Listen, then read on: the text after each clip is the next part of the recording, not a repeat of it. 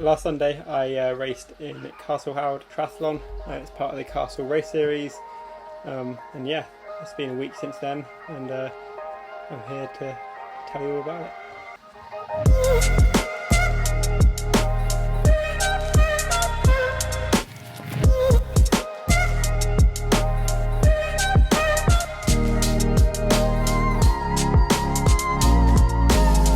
So it's a half Ironman race, so it's a 1900 metre swim, a 90 kilometre cycle and a half marathon run at the end, 21 kilometres.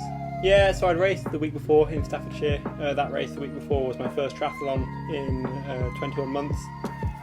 So yeah, that race had gone all right. So I was not sure how my body would react racing a week later. I'd never raced back-to-back weekends triathlons before, so yeah, I wouldn't say I was confident, but I was hoping that the fitness from the race before would pull through and the fatigue would take a day off. Yeah, time's 7:30, 30 minutes till the race start at 8 o'clock. Just racked my bike and everything. Everything takes a little bit longer because of the old COVID, like you have to queue and stuff like that. But yeah, feeling good, ready to go. Not much else to say really. Gonna go down to the lake, get my wetsuit on, yeah, get a warm up done when we're down at the lake. And sun's out. Earlier in the week it said it was going to be raining all day, so I guess it's nice that the sun's out, makes the bike a bit easier. But they were saying the lake smells, so that's not going to be fun. That's not ideal. Don't want a smelly lake. Well, it might make you swim quicker if it's a smelly lake. Anything else you want to ask me? Oh, I can smell the lake actually from here. Yeah, so this year most of the starts I think in races, if not all the starts in races, are going to be time trial starts. So not like a race where you will set off at once, just like individuals setting off every 2 or 3 seconds. So yeah, that's how they started the race. I started second person from the front, just to try and get on the feet of that person in front of me. The guy who started first, I know, won the race in 2019, 2 years ago when I came third. So I thought if I could try and get on his feet, that would be ideal. Yeah, I didn't manage to get onto the feet of the guy in front of me, but that's all right. He's a good swimmer. I think he got about a minute on us in the swim. I say us because 2 or 3 people caught me from behind. They'd started just after me, and I managed to stay in that sort of group for the swim, which is good. Good to have people around you in the swim. Came out with them, ran up the hill. It's a really tough run up the hill from the swim to the bikes at Castle Howard. Running up that hill, I could really feel the fatigue in the legs, just the lactic acid from the swim, the fatigue from the week before. So I thought at that point it was going to be a pretty tough day out. Yeah, it's a really fun a bike course that I've raced on lots, I've trained on loads, so I know the roads really well. It's up and down all the time. There are a few flat sections. There's a bit of a longer climb as well. Actually, a couple of longer climbs, lots of little short climbs. So yeah, lots to keep you interested. Yeah, it's a 2-lap bike as well, so you got to come around halfway and see people, which was fun just to see everyone halfway around. And the bike went well. I was kind of cycling in and around a few people. A really strong cyclist caught the 2 or 3 of us that were kind of in the same sort of area. And I thought if I could try and keep pace with him, that'd be a really good person just to kind of keep me focused, provide that little bit of air resistance. You get a little bit of draft benefit even at the 12-metre legal distance.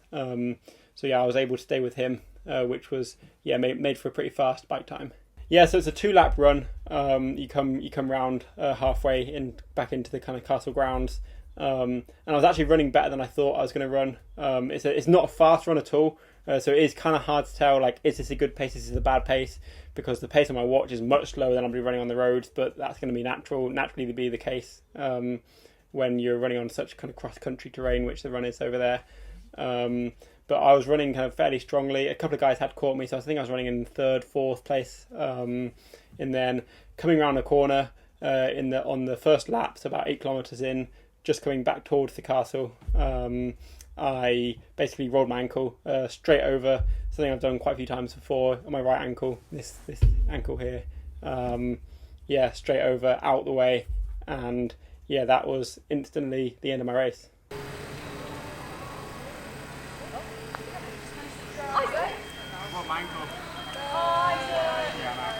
I think as soon as I did it, I knew that I wasn't going to be able to finish the race. and even if I did, then it was going to be a really long, slow day out. But yeah, I didn't want to just throw in the towel that quickly. I'd never had a DNF before in a triathlon, so I did try a couple of times just to walk it off, just to try to jog it off. But yeah, the pain, any time there was any slight unevenness, like pain shot all the way through my heel, all the way through the bottom of my leg. So yeah, I took that as a sign not to carry on, even though I did try a couple of times just to walk, just to jog. Yeah, there was no way I was going to get around that second lap. Yeah, so after the race, well, not after the race, after I finished the race, which was not finishing the race, after I got back to the event village, went to the medical tent. They kind of had a look at it. There was some ligament damage there. They weren't sure, they can't tell in the medical tent whether there's a break there, but if there was a break there, it would have just been a little tiny fracture that they wouldn't have been able to do anything about. So I didn't get an x-ray in the end. I just kind of taken a little while just to ice it, to rest it. Like I say, it's been a week now, like you said, it's been a week since the race. We'll be able to start swimming on it tomorrow. Even just like running a little bit around the garden still hurts a bit, but I'm hoping that given another 2.5 weeks to my next race, I'll at least be able to get a little bit running in before then. Yeah, I am going to say that it was really fun to be racing again. I really enjoyed the first 2 races that I'm just really enjoying. I'm really thankful for. What an opportunity it is to be able to do triathlons, 2 in a row with family, with friends supporting you, getting up at 5 o'clock in the morning to drag themselves out of bed and come and watch me not even finish a race and still be happy about it. So